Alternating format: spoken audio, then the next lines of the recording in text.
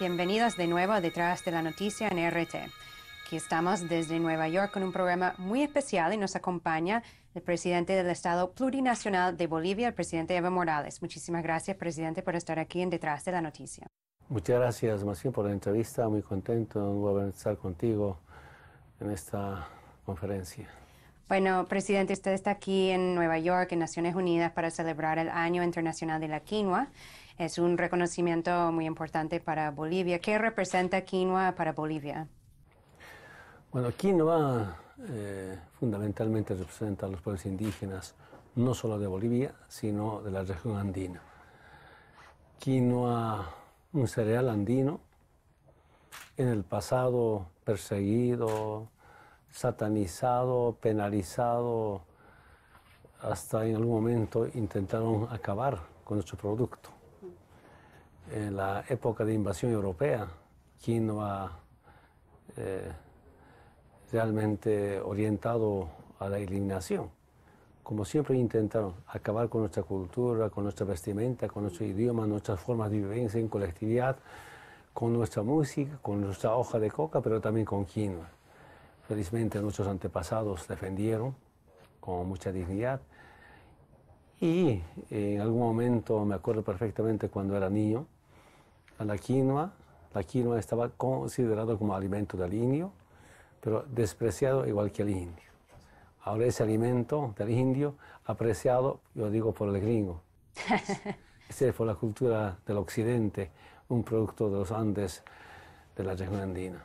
Claro, bueno, y es un logro muy importante en Naciones Unidas, el reconocimiento de la quinoa. Y bueno, se puede decir incluso que usted ha tenido 3 logros muy importantes en los últimos años.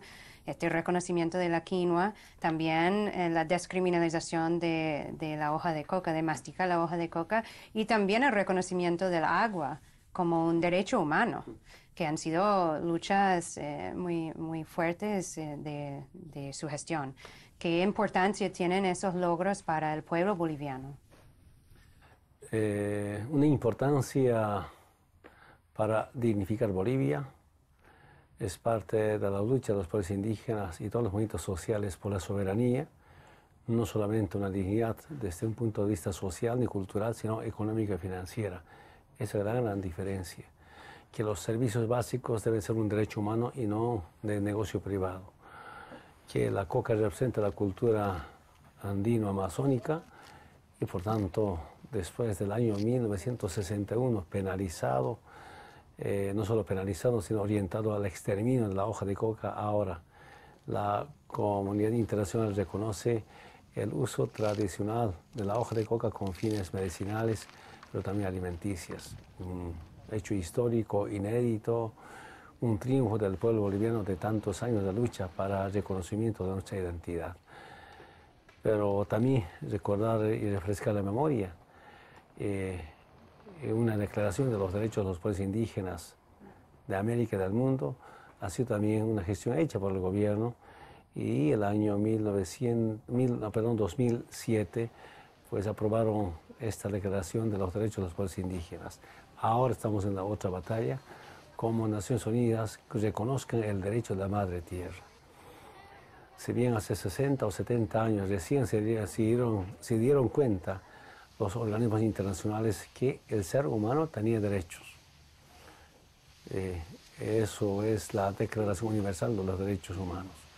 Después recién se dieron cuenta que habían derechos políticos, derechos económicos, derechos sociales y los derechos de los pueblos indígenas. Ahora la batalla es cómo hacer reconocer que la madre tierra, la Pachamama, también tiene derechos. Yo sigo convencido.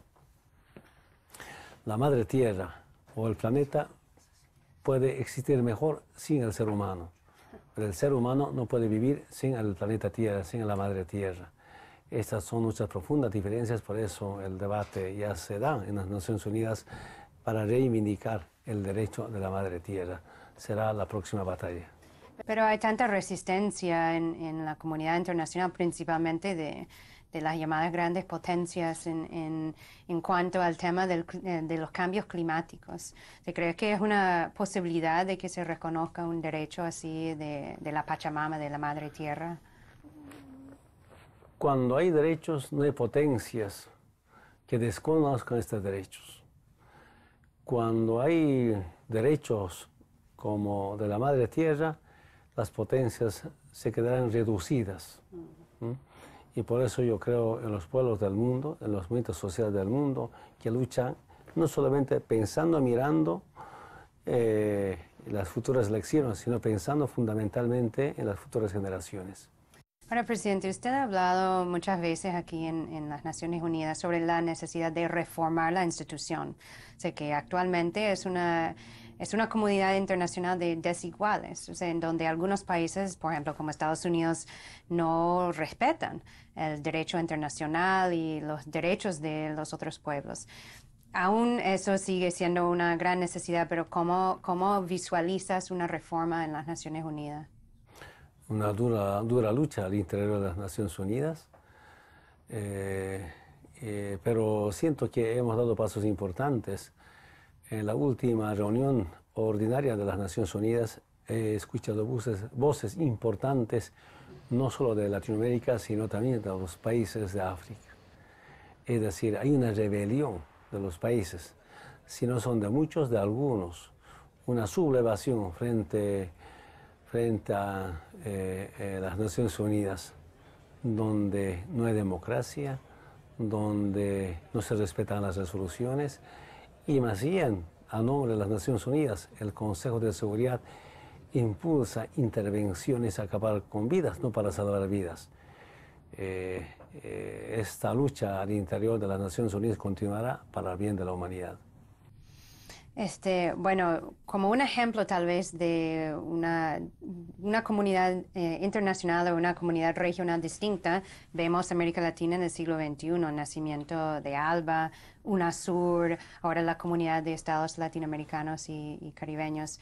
¿Cómo analiza ese gran cambio que ha ocurrido en América Latina y qué importancia tiene eso para los pueblos latinoamericanos? Una verdadera interacción de los pueblos de América Latina y el Caribe. El ALBA son países presentes junto a sus pueblos, los movimientos sociales antiimperialistas. UNASUR, una interacción regional para la liberación de nuestros pueblos. Pero ahora organizamos CELAC, que es una interacción sin Estados Unidos, el que siempre somete a países, el que chantajea a países, solo con el único interés de recuperar o adueñarse de nuestros recursos naturales. Y los pueblos del mundo ahora nos damos cuenta, especialmente en América Latina, y por eso nunca más volverán políticas de saqueo por parte de las transnacionales y potencias que hicieron mucho daño a nuestros países. ¿Cree que son instituciones o organismos en América Latina que se van a seguir consolidando y fortaleciendo en los próximos años? No, estas instituciones o organismos de integración deben consolidarse y aplicar desde los distintos consejos, comisiones, resultados para los pueblos. En temas de salud, en temas de educación, Cuba nos enseñaría mucho en temas de salud y educación, especialmente salud preventiva, pero también queremos integrarnos en la lucha contra el narcotráfico, como regionalizar la lucha contra el narcotráfico. Y en vez de que Estados Unidos cada año diga, este país desertificado, ¿por qué no Sudamérica puede desertificar a Estados Unidos? Cuando Estados Unidos es el primer consumidor de las drogas, el primer mercado, y el mercado sigue creciendo y no tiene ninguna política para bajar el mercado interno de las drogas en Estados Unidos. Pero sin embargo, ese país es el que certifica o desertifica a los países. A los países pro-capitalistas, pro-imperialistas, nunca desertifica. A los países antiimperialistas y anticapitalistas no desertifica. Por eso, esta interacción, primero, para evitar que haya ninguna desertificación o certificación en la lucha contra el narcotráfico. Si sigue con estas políticas, los gobiernos de Estados Unidos, también Sudamérica o Latinoamérica, desertifica a una potencia que no aporta en la lucha contra el narcotráfico, más bien usa el narcotráfico con fines de carácter geopolítico. Hablamos de Estados Unidos, bueno, estamos aquí en Estados Unidos. Bolivia y Estados Unidos no han tenido una relación muy buena durante los últimos años. Como bien has dicho, el gobierno estadounidense sigue desertificando a Bolivia. Han también declarado diferentes, políticas contra Bolivia en los últimos años. ¿Ves una posibilidad ahora que Obama acaba de entrar en un nuevo y último mandato? ¿Crees que va a haber algún cambio en la relación entre Washington y La Paz o va a quedar igual? Yo no creo. Tienen políticas definidas. Responde a un sistema, a un modelo de intervencionista. Por tanto, dudo que cambie. Lamentablemente, una persona de familia discriminada se convierte en un discriminador. No solamente estoy hablando de Evo, porque representa al movimiento indígena, sino a los países de Sudamérica. Y cuando hay gobiernos que responden a un sistema al sistema capitalista que nunca resuelve los problemas de pobreza y de injusticia, a ellos, pues, a esos países que responden al capitalismo, más bien respalden. Entonces, difícilmente podemos creer que va a haber cambios cuando responden a élites, a cúpulas, a transnacionales que concentran el capital en pocas manos y dejan mucha pobreza en todo el planeta. ¿Hay conversaciones de alto nivel entre el gobierno estadounidense y el gobierno boliviano? No. Las relaciones... ¿Un regreso de embajadores a los dos países? No nos interesa, no nos ayuda en nada el retorno de embajador de Estados Unidos a Bolivia. Como siempre, los embajadores de Estados Unidos solo planifican cómo acabar con gobiernos antiimperialistas, hasta con golpes de Estado. Y cooperación con la DEA, porque por ejemplo en Venezuela desde el 2005 se suspendió la cooperación con la DEA. Se había descubierto sabotaje, desestabilización, espionaje por parte de la DEA. ¿La DEA sigue cooperando en Bolivia? Primero expulsamos al embajador, segundo la DEA. No hay DEA en Bolivia y sin DEA estamos mejor en la lucha contra el narcotráfico. Ahora hablamos de otra agencia de Estados Unidos que ha tenido un papel muy injerencista en los últimos años, que es la USAID, la Agencia Internacional de Desarrollo de Estados Unidos, brazo financiero del Departamento de Estado en Rusia. El año pasado, a finales del año, expulsaron USAID de su territorio y prohibieron el financiamiento externo a las ONGs y otros grupos que estaban trabajando con fines políticos. ¿Piensan algo parecido en Bolivia? Yo sé que han hablado del tema antes de la expulsión de la USAID. Este año en el presupuesto del Departamento de Estado hay más de $22 millones ya designados para Bolivia, para esos esfuerzos que ellos llaman de promover la democracia. ¿Cuáles son las acciones que pueden tomar? Todavía no hay una decisión, pero si fuera necesario y si la USAID está conspirando, no me temblaría la mano para expulsarlo, porque no necesitamos intromisión, pero también chantajea. Lamentablemente esas instituciones, supuestas instituciones de cooperación, por lo menos de todo el financiamiento, un 60-70% se van a gastos administrativos, un 20 o 30% a temas de inversión, que no es ninguna solución. Pero donde llega con sus recursos chantajean a las comunidades para enfrentarnos con las comunidades. Conozco cómo manejan algunas organizaciones no gubernamentales, las fundaciones, al servicio del imperio, que están al servicio de los pueblos de América Latina. Bueno, presidente, antes de llegar aquí a Nueva York, pasó por Caracas, Venezuela, se visitó a la familia del presidente Chávez, también usted estuvo reunido con el vicepresidente Nicolás Maduro. ¿Qué importancia tiene el presidente Hugo Chávez para el pueblo latinoamericano? Y si tienes algunas informaciones, si usted lo pudo ver o conversar con él en esa visita. Fidel Castro junto a Raúl, como también Hugo Chávez, para mí sigue siendo grandes libertadores de América Latina. Antes era uno solo, Fidel, después Hugo, pero nos sumamos otros presidentes en esta dura lucha contra la injusticia implementada por el capitalismo y por el imperialismo. Por tanto, siento y sentimos un gran vacío. la salud había sido salud. Yo no creía tanto que una enfermedad nos afectaría como lo hace con Hugo Chávez.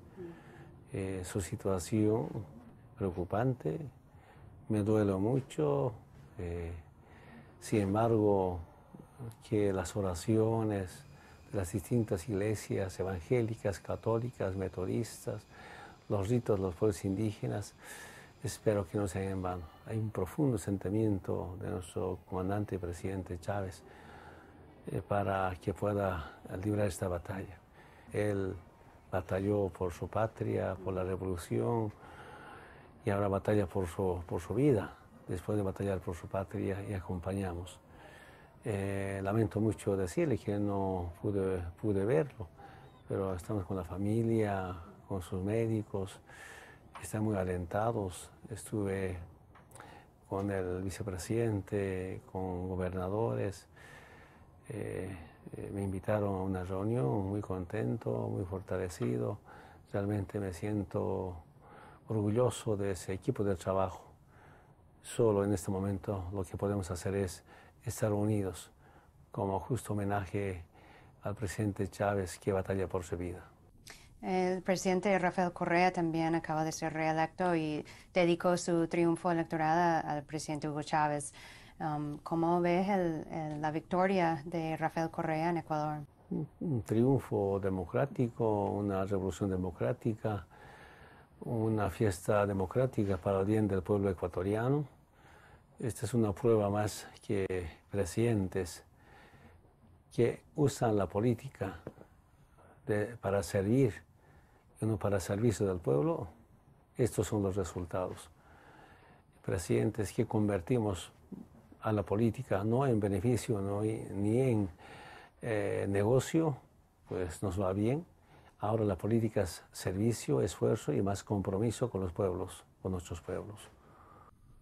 Ahora una última pregunta. Este parece ser el último año, por lo menos, de este mandato de usted frente al gobierno boliviano. ¿Cuáles son los planes? ¿Piensa ir a la reelección? ¿Y qué falta por hacer en este último año? Bueno, siempre nuevas demandas, nuevas necesidades, atender las distintas demandas que tiene, pero por encima de demandas de sectores o regiones es importante cuidar la economía nacional, cuidar la imagen del pueblo boliviano desde un punto de vista social, cultural, pero también económico. Sorprendido por las distintas manifestaciones de sectores sociales por una ratificación. Por supuesto, ¿quién no desearía nuevamente estar junto al pueblo boliviano? Pero eso dirán oportunamente los movimientos sociales de carácter institucional. Constitucionalmente estamos habilitados para ir a la reelección, pero orgánicamente todavía no hemos decidido si vamos o no a la reelección, aunque hay distintas manifestaciones para que Evo y Álvaro puedan ser ratificados. Bueno, ha sido muy grato este tiempo con usted y agradezco muchísimo la entrevista, presidente. Muchas gracias. Que no sea la última vez. Bueno, claro que no. Siempre está bienvenido aquí en Detrás de la Noticia en el canal de RT. Y así agradecemos muchísimo la presencia del presidente Evo Morales por estar aquí con nosotros hoy en el programa. Y como siempre, ustedes me pueden seguir vía Twitter, @EvaGollinger, y a través de mi blog en actualidad.rt.com. Muchísimas gracias por estar con nosotros y hasta la próxima.